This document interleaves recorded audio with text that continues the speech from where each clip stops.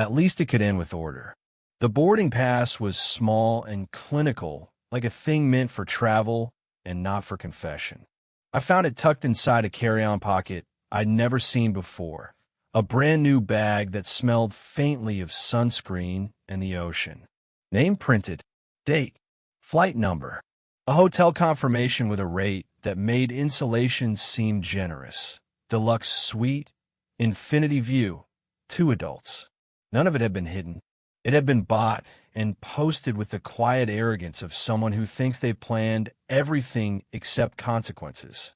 For a moment, I considered the dramatic options. Rage. Scenes. The sort of cinematic collapse that looks good in other people's movies. I also considered how messy rage feels the next morning when you have to live across from it. The house is small and the echoes are loud. I made coffee instead, because ritual is a tool in emergencies. It steadies hands and clears the brain enough to sort evidence from ego. We had been married 11 years. 11 years of learning the small geographies of each other. Which mug she used on Tuesdays, where she hid receipts, the way she left her hairdryer on the bathroom counter when she was trying to be quiet. Those habits are maps. When someone moves a landmark, you notice. That morning, 2 landmarks were gone. Trust and the SUV she'd been making payments on from our joint account. She left a note on the dining table short enough to feel like an insult. Left with someone who actually cares. Used your credit card points and airline miles. Make sure you take care of Mom. Don't bother calling. No signature, just a middle finger wrapped in paper. The note should have been enough to make me do something stupid. Instead, it made me laugh. Not a triumphal laugh, not a vindictive one, but the strained, astonished kind you get when the absurdity of a thing is too big for the emotion you expected to feel. I checked around the house. Her coats hung in the hall, no luggage missing. Her mother was in the guest bedroom, wearing the robe I'd bought her last Christmas, bleary and confused. She's gone? The older woman asked, in a voice that suggested this wasn't the first time someone had left and expected everything to stay the same. Yes, I said. She took our points and left a postcard. I made breakfast for her mother anyway. Scrambled eggs because it's what she liked, toast fruit because when people are sudden and messy, bread is a small mercy. She tried to thank me. I wave her off. After the house settled into its unusual silence, I opened the bottom drawer of my desk. I had labeled the manila folder Emergency Protocol 9 months earlier and put it there like a complicated superstition. I hoped I wouldn't need it. Hope is denial wearing a nice outfit. But the folder was there, and inside were things that look like paranoia and feel like insurance. Screenshots, bank transfers, emails, credit card notices, the sort of documentation you hoard when you like to sleep at night knowing less is unpredictable. When you live with someone a decade long, you learn the little deviations, the Bluetooth that favors another phone, an unexplained calendar block marked strategy retreat, a sudden burst of expensive perfume that doesn't fit into the tidy pattern of Monday routines. She had been sloppy, or confident, maybe both. At first, I wanted to call and yell. Most humans do something eruptive. They break things, they storm, they shout. I made coffee instead and opened a shared travel account because I still had admin rights. The reservation was there in black and white, tied to an executive travel profile, billed to a corporate vendor. Corporate travel is not romance. It's a ledger. Ledgers have eyelashes, but they are not for charm. They are for accountability. And the account listed a companion who wasn't my name. That was the first clear line. Money and motive were linked. I began to document, because documentation is a different form of fury. Exact, patient, immortal. I saved photos from social media and extracted metadata. I screenshot timestamps. I matched bank statements to credit card transactions to receipts. I made a new folder on my computer, titled it with a date, and then another, and then labeled PDFs with exhibit numbers until the whole thing started to look less like betrayal and more like a legal argument. My hands were steady. I typed with the calm of someone who understood that the work that destroys illusions is not shouting, but evidence. There was a prenup she'd signed 5 years earlier in a mood somewhere between amusement and condescension. People sign things they don't read because they're optimistic about their futures and lazy about the small print. She had told me it was paranoid. I told her it was smart. She had signed, initialed, and left. I had not. I had that amendment stored, notarized, and ready. I had thought of the possibility that marriage is sometimes an adjacency to risk. Not because I mistrusted her, because life shows you small cruelty in different garb and you prepare. When you prepare, people call you cautious. When you don't, they say you were blindsided. I prefer being cautious. This wasn't a scene. It was a file. I put everything into the manila folder under neat headings: travel, expenses, communications, parent care logistics, and then I called a private investigator. I'd used the same agency 3 years earlier when a business partner had attempted to embezzle funds from a joint deal. They were efficient and discreet and had a knack for turning human mistakes into timestamp footage. I sent them the photos and the reservation confirmation and asked for geotagging verification and surveillance if possible. They replied with comforting speed. 2 agents dispatched, drones optional, 48-hour window for footage. You might think of private investigators as cliché. For me, the appeal was simple. Evidence gathered by other professional eyes removes the temptation to do something irreversible on impulse. Evidence is not cruel.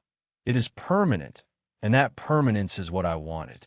I wanted the truth to be a material thing everyone could hold.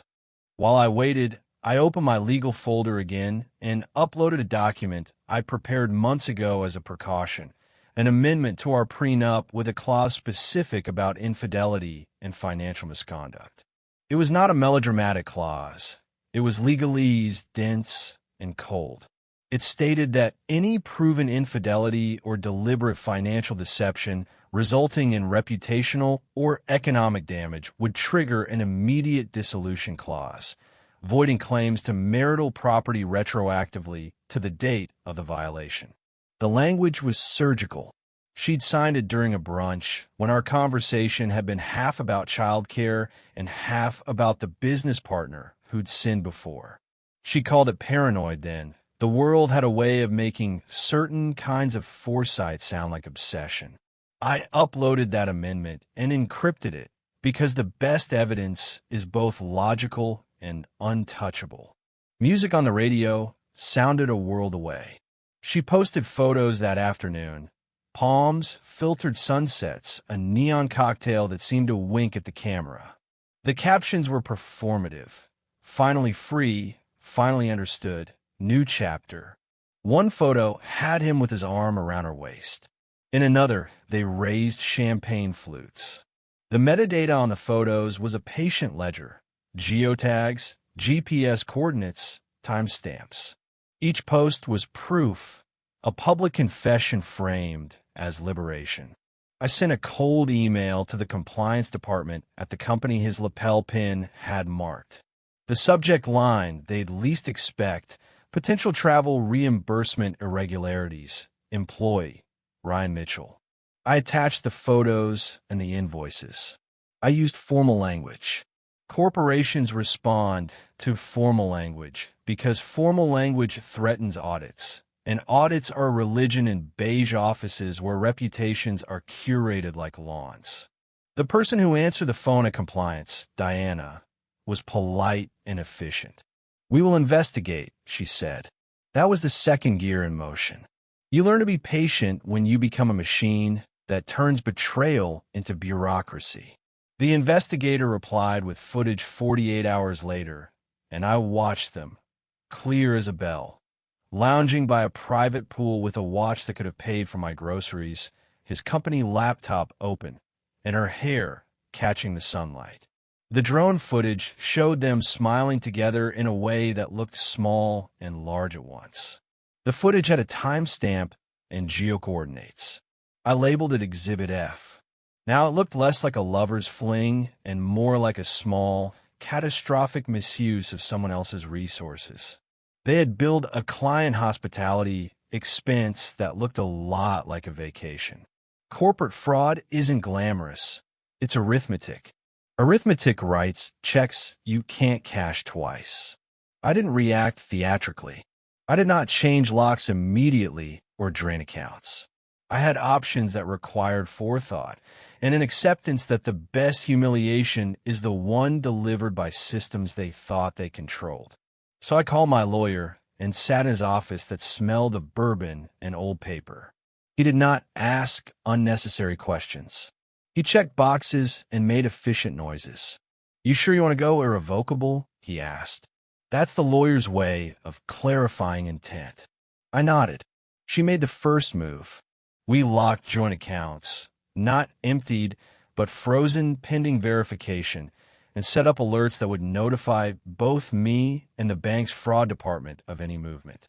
We put just enough money in accessible funds for normal life, groceries, utility bills, the appearance of continuity, and left the rest cordoned off. The house would look the same when they returned, except for one thing. Accessible avenues of escape would be gone. I preferred surgical suffocation to flamboyant arson. The former leaves records. The latter leaves only noise. When she finally came home, she did what betrayers often do. She expected drama, not procedure. She expected sorrow and tears, not a lawyer with a lock on a bank account. She expected screaming, perhaps, the kind of physical demonstration that could be used later as an anecdote. But what she found was an envelope on the kitchen table, paper thick and legal. Inside was not a screaming postcard, but a dossier, printed copy of the prenup amendment, highlighted bank statements, screenshots of travel posts with timestamps, a freeze frame from the private pool showing them blurred under sunlight, and a short note in my handwriting. "You flew on my dime." Land with nothing. She read with the rapid, flinching comprehension of someone realizing they've been scaled. Her mouth moved around the sentences as if trying to find punctuation for her life. Ryan stood behind her, jaw tight with the first tremor of real consequence. He looked at a sheet with his company's logo on the invoice and paled. That's when corporate made its move. A phone call, a sterile letter, and the announcement that his executive travel card was blocked pending a full audit. He had used company funds for what appeared to be personal hospitality. The audit, like a glacier, began to move. I watched through glass as she pounded on the door and then sank to the porch and began to cry. That's the sound of someone realizing that their currency, performative apologies, staged sorrow, social sympathy, did not purchase immunity. She stuffed those papers into a handbag like they were venom, and then looked up at the security camera blinking in the eaves. The red light meant recorded. The camera meant evidence. For the first time, fear entered her face in a way that was not performative. She had acted like the universe owed her a narrative. The universe, in the shape of audit and prenup and timestamp, was indifferent. What I did next was minimal and precise. I installed a new smart lock, blacklisted her phone, removed her administrative access to the travel accounts, and set the house on routines that would not require a human to implement. I signed the trust deeds that moved the property out of joint ownership and into a living trust under my control. It was legal, airtight, and not a show. People mistake spectacle for power because spectacle is loud. Power is the quiet set of rules that erase choices. I gave her one opportunity to pass through the door and then closed it in ways the law could not reopen easily. News spread slowly in the small economies of friends and acquaintances. People took sides politely, then slowly read the documents.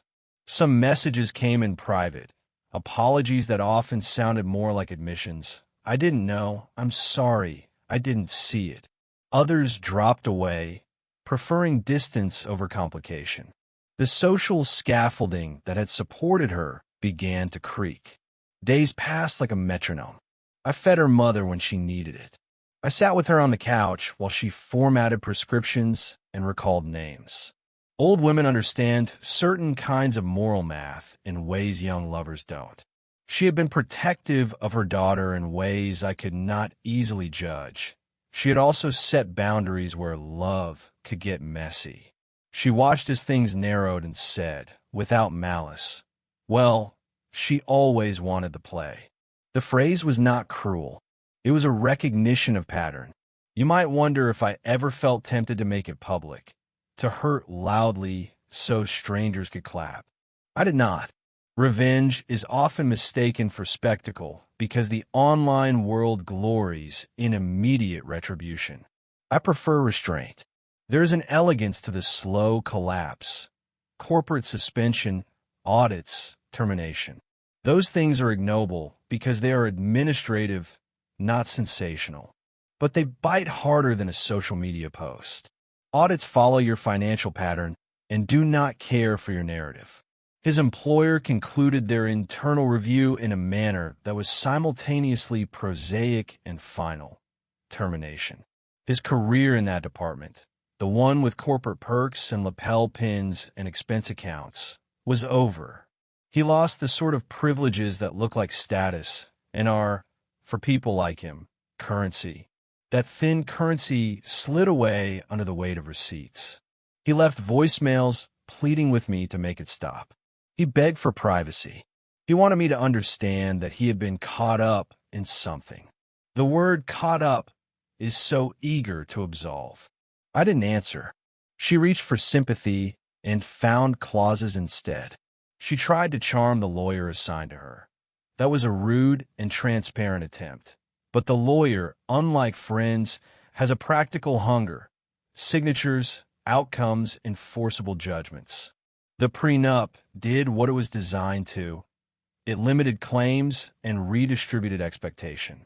She had signed away certain entitlements out of boredom or caution or sarcasm, and now those signatures became the instrument by which she walked out small.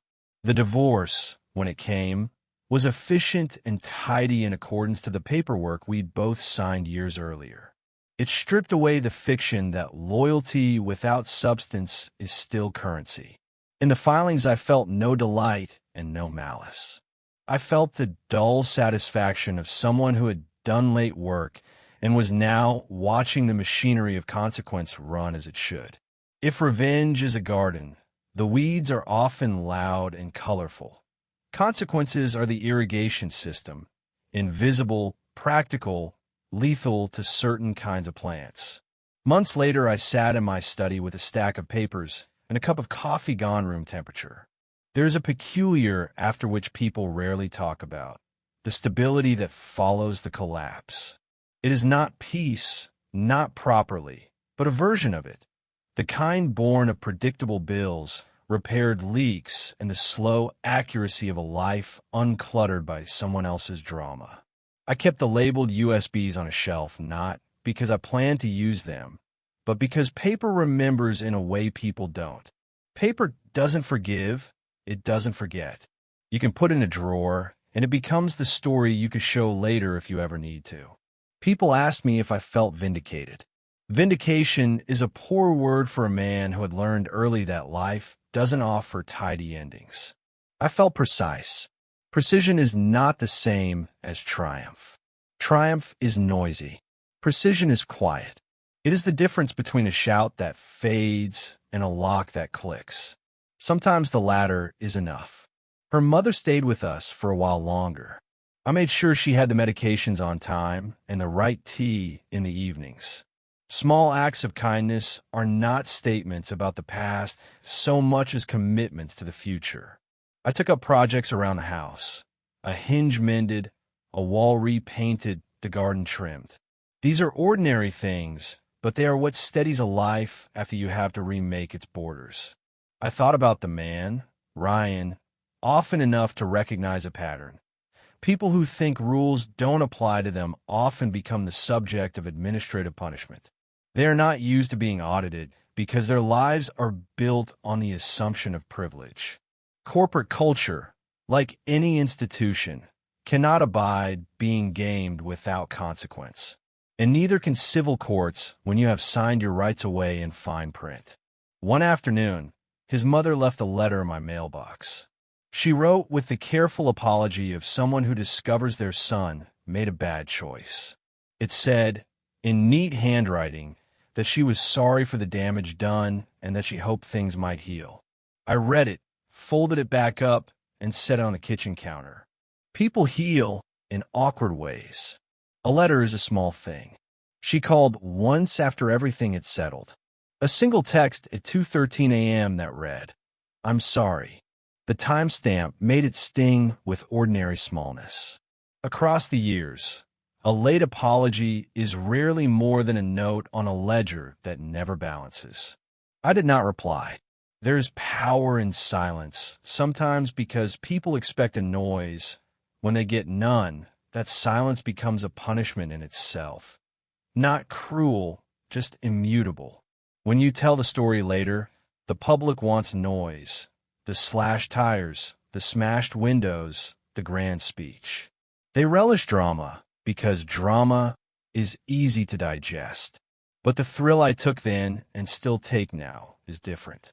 It is not about seeing someone humiliated so much as about watching systems do what they are meant to do, record, audit, adjudicate. The real cruelty is the truth, because the truth has staying power. It does not bloom and die in the space of a trending hashtag. It endures in subpoenas and sealed envelopes and archived emails. There is, too, a tenderness in the aftermath. I found myself attending to food bills and making sure the roof didn't leak when it rained. I bought a new kettle. I learned to like my coffee the way I drink it now. Not as ritual against panic, but as part of ordinary life rebuilt. A good kettle does not fix betrayal, but it makes the mornings easier. Small margins matter. Sometimes I walk through the house and look at the space where she used to keep the wedding photos, the corner of the hall where her coats hung. These places are not haunted so much as empty, the way a room is empty after a performance. I do not seek to fill them. I let the emptiness exist like another piece of evidence that choices have consequences. People leave. Paper remembers. At the end of it, I was careful to be kind to the neighbor who'd watched our front yard sag under contradictory seasons and to the barista who learned the exact shape of my order. Compassion is not a currency you spend in revenge. It is what you plant after you clear the brush. There's a quieter joy now in doing things that rebuild rather than punish. I gave the fern by the back window more water than it needed, and perhaps that was a kind of penance for having cataloged another person's life. If there is a moral to this story, it is not a dramatic aphorism. It is practical. Document. Paper outlives fevers. Contracts are not romantic, but they are precise. When people treat you as a convenience, give the world the smallest and most durable form of retaliation: clarity. Evidence. Process. There is a dignity in letting the world adjudicate. It is not always satisfying in a momentary way, but it is relentless and patient. And those are weapons that people who trust scandal over procedure cannot easily defend against. I do not believe in petty cruelty. I believe in consequence. I'm not a cruel man. I'm a man who would rather file paperwork than break plates. That is not righteousness. It is efficiency.